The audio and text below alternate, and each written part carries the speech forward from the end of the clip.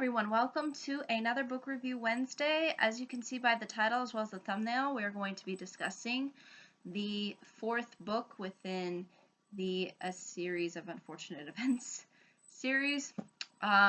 If you have not seen my previous videos where I discussed books 1, 2, and 3, I would suggest go checking out those videos before you watch this one so you're not confused. And so I don't have to keep repeating myself as far as, establishing what's already sort of occurred within the other books. So yeah, I would definitely consider that because then you will understand more about where we are as far as the series is concerned. So without further ado, let me discuss what's within this fourth book as well as my thoughts. This book, in particular, as the fourth book within the series, is sort of a shift from what we've traditionally seen within the third book, the first three books. In the first three books, we have a clear established owner and caretaker that provides a sort of a replacement mom or replacement dad to the main characters. In other words, the orphans, Sonny, Klaus, and Violet. But now we're sort of shifting gears here where there is a clear owner or a caretaker, so to speak, or I don't know. It's really weird using the word owner as far as someone who takes care of the kids.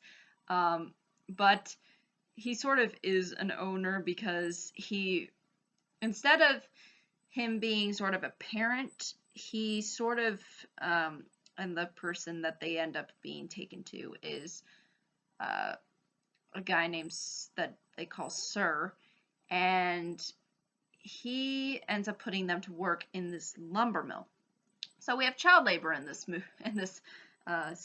book. Now, the fourth book within the series, The Miserable Mill, is already changed by just the title itself, because instead of the kids just being put into a home, they're sort of being put to work or in a very sort of authoritarian kind of surrounding. Whereas before, they were either put into or given to an owner who wasn't fairly good as far as being a replacement parent, or they were put in a place that was good, but then things sort of fell apart. Whereas here, they're clearly put into they're just basically used through this book as a means of cheap labor. And basically, what ends up taking up the majority as far as conflict is concerned within the book is the multiple accidents that end up occurring in the mill. And you will see eventually how Count Olaf ends up sort of coming into the picture like he does throughout all of the entire series. And how he tries to, in this particular book, he really tries to reclaim ownership now of the kids, of the orphans, because he sees, because if you've read the other books, you will clearly see his motivations and all that. But basically, that's really at the heart of this story. And the interesting thing that I find about this is again, it shifts the focus, because before we were in an environment that was basically like pretty much the kids were like homeschooled. If anything, they weren't really being schooled at all. And now they are in a sort of completely different environment, and hence the struggles end up becoming a little bit more different, and the shift as far as as far as setting and sort of the and the setup of the sort of authoritarian figure is sort of replaced from a replacement father or mother figure, and is now inserted with a sort of boss, because Sir is really not a caretaker of them. He's just a boss. And you'll see how eventually, towards the end of the book, how they're sort of put into a similar kind of scenario as we enter into what will end up taking place within the 5th book. So you will really understand this shift more on a more in-depth level if again you choose to read the 4th book. And I definitely would recommend reading these in order. But that's, I think, the biggest change as far as what really ultimately is going on. Because again, we do have the similar plot elements of the main villain, Count Olaf, trying to interfere with the kids and trying to put them under his authority, under his care, so to speak, again, if you can even call it care. And it's all about them trying to be the smart ones and trying to outwit him and eventually get out of the crazy and unfortunate circumstances that they end up being in. And it is sort of, you do really see the emphasis of survival. Whereas before,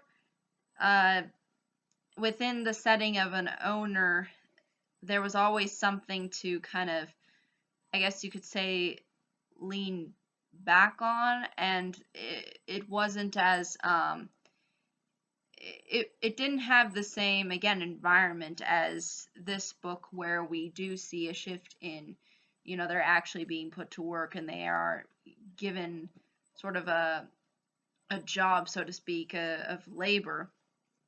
So that's, I think, important to distinguish when it comes to understanding what ends up occurring within this book, and what will eventually end up occurring in the book after this, as the series continues. But I think that's really ultimately all I can say about it without really giving anything away. I mean, it's pretty straightforward throughout, but I would definitely recommend to watch my previous videos where I do discuss in-depthly from the 1st book up until the 3rd book what ends up happening, and then you will clearly understand what I am sort of discussing within, around what I've really technically discussed for this video. But yeah, I think that's really ultimately all I can say about this installment of this series. They are getting a little bigger. There are certain twists and turns that are happening more so often. Hence, we have a bigger plot, and therefore a bigger book. And eventually, as the series goes on, you'll see how it becomes bigger. Sort of similar to Harry Potter and other books. But if you enjoy the series so far, I don't think this in particular does anything to deter your enjoyment. It's just a shift as far as the sort of setting and circumstances that the Baudelaires are kind of put in, because they're not in the caretaker orphan setting as they're put more into a labor intensive setting, and are sort of used as a means to be under a sort of higher authority figure, but not necessarily a more parent figure. So I think that's very important distinction to have, and that's what this book sort of brings to the table. But I think that's really ultimately all I can say without really giving too much away as to what happens. Yeah, if there are any questions, comments, concerns, I'd be more than happy to answer them. Thank you so much for watching. I hope you all have a pleasant day, week, month, and year, and I hope to see you all in the next video. Take care.